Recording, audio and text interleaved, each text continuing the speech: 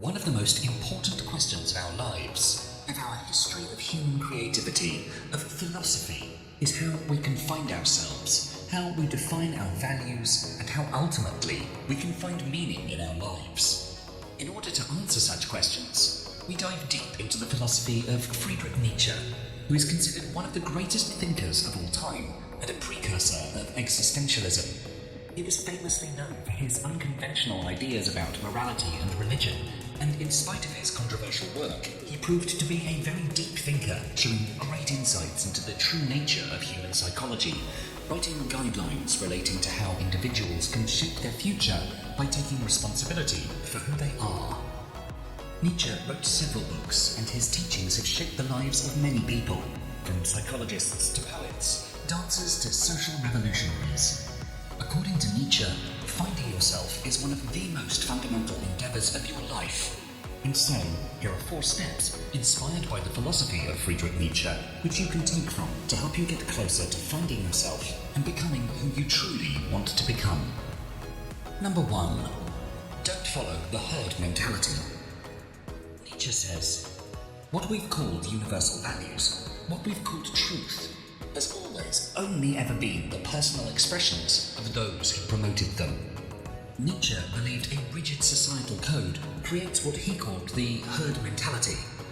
Like a herd of animals, a herd mentality aims towards sameness, comfort, and the preservation of its population.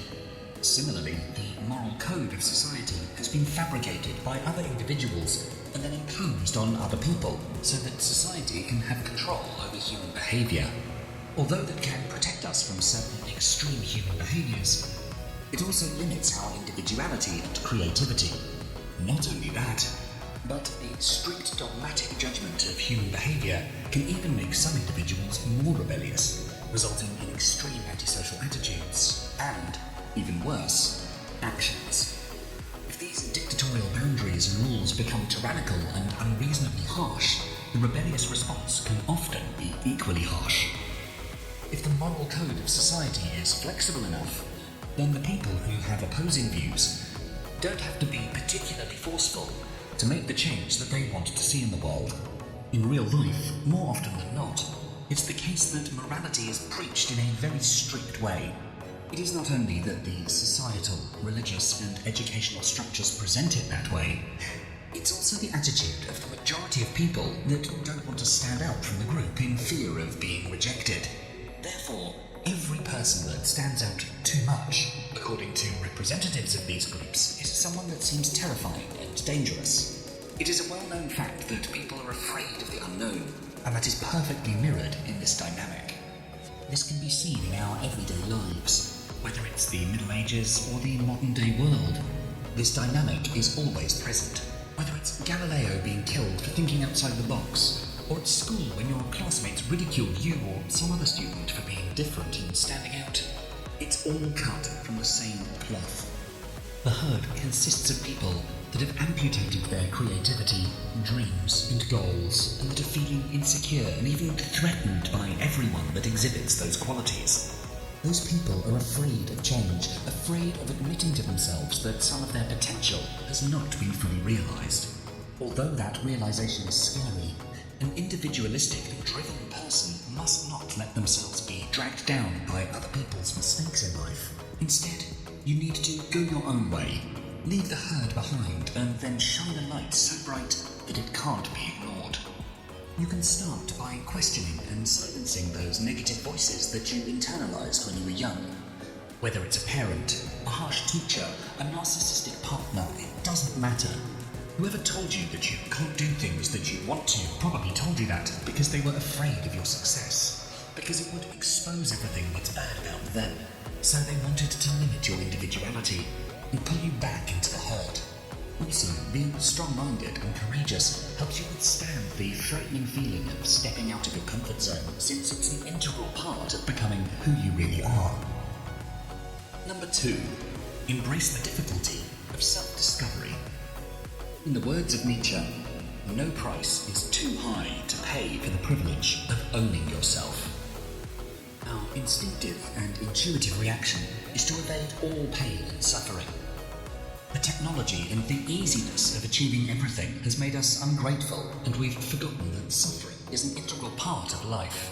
However, according to Nietzsche, it's only when we're willing to face the challenges of life that we are spiritually growing. In 1873, when he was 29 years old, Nietzsche addressed this fundamental question of how we find ourselves in a beautiful essay titled Schopenhauer as Educator.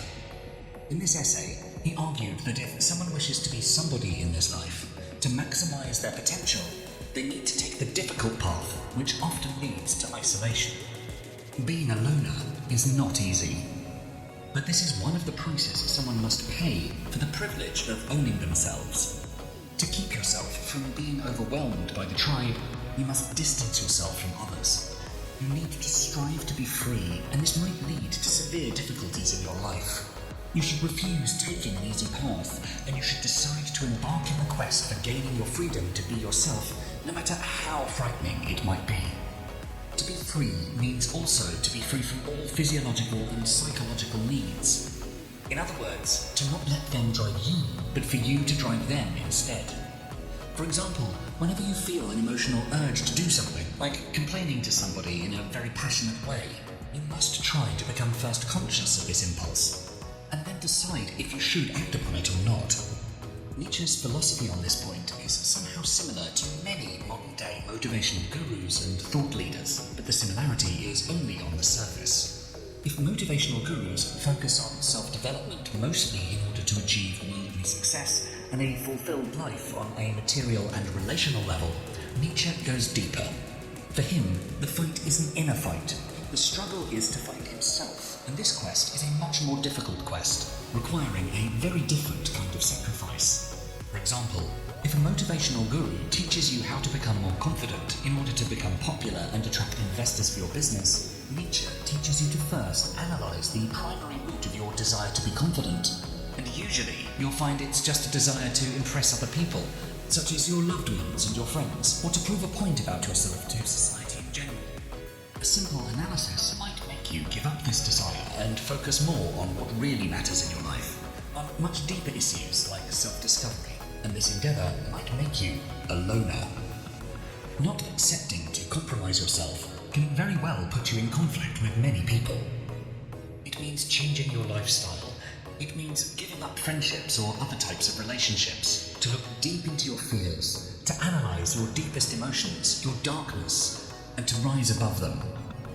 You have to break down the chains of opinion and fear. Nietzsche encourages us to challenge our own demons, but you should not cast them out, as beyond them, there is a deep meaning which you should try to understand. You need to get out there in the world, do things, experience different temptations, but always be present with your entire consciousness. And, in the end, emerge as an individual with a distinct strength of character and a much richer inner nature. If you don't go out and experience life firsthand in a fully aware state, you cannot claim you've lived your life. How far you can go depends on how much you're willing to pay for that. To reach the state of self-ownership and to avoid going through life in a meaningless way without direction, you must learn how to find your inner genius. To get in touch with your inner genius, you must walk a path no one has walked before, as you are unique and no one can walk that path on your behalf. Finding yourself is finding your uniqueness, that unique set of values and things that you truly love and which represent you. Number 3, say yes to what gives you meaning. To quote Nietzsche, he who has a why can bear almost any how.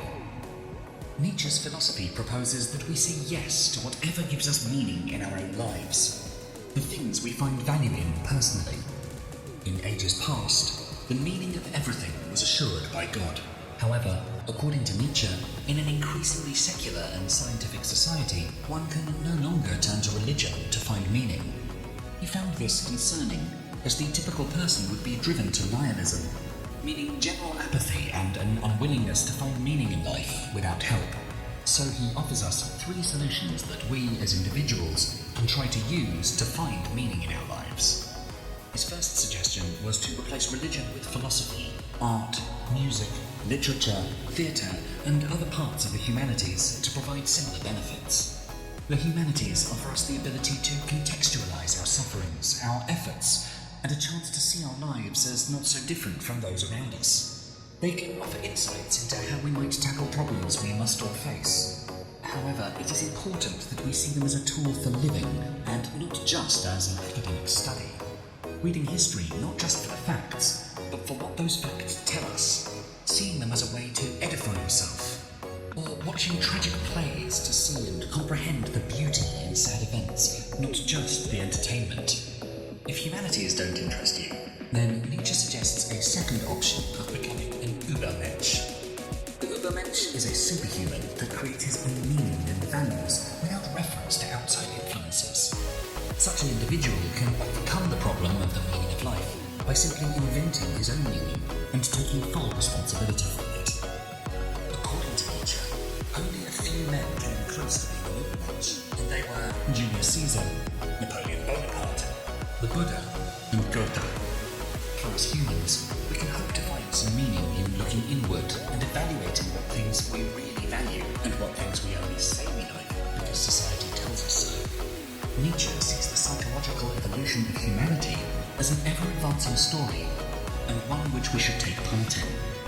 If becoming a superhuman isn't something you value, then Nietzsche suggests another method to find meaning, which is loving your life, no matter what it has in it. Amor fati, the lover of fate, is one of Nietzsche's most interesting ideas, and one which can offer us a great deal of solace when we most need it. To love your fate is to know that everything that has happened in your life, the good, the bad, and indeed the ugly, has contributed to who you are and what you're doing at this very moment. Trying to create yourself will lead to some failures, but embracing those failures alongside your successes can help re-spark the love of life and can help you see the meaning of it, even in the worst moments. Number 4. Find your true values. Nietzsche asks us, what if someday or not a demon were to steal after you into your loneliest loneliness and say to you, this life, as you now live it and have lived it, you will have to live once more and innumerable times more. Would you not throw yourself down and gnash your teeth and curse the demon who spoke thus?